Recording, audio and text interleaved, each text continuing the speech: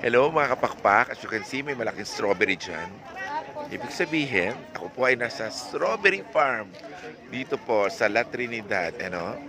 That is La Trinidad. At doon po, sa banda doon, doon ang mga strawberries, yung mga plantation. Diyan nila ipipik yung mga strawberries. At sa harapan naman, available yung mga iba't ibang mga strawberry products na puntahan natin.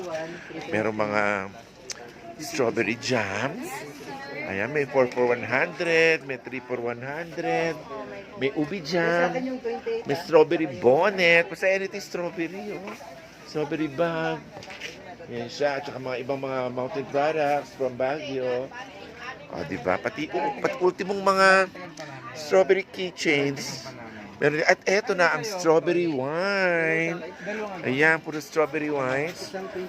Iba't ibang percentage no ng kung gaano kataas yung alcohol content. O, ayan po.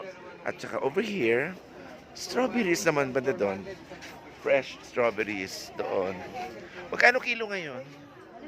Ng strawberry? May mga nakapak tayo. May nakapak na 3,400. Merong kanya-kanya ng pili.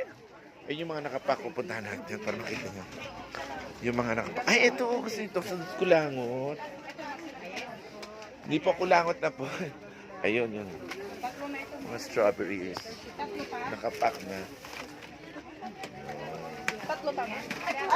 Wala po dito sa Strawberry Farm. Ayan po ang ating latest. Bye-bye.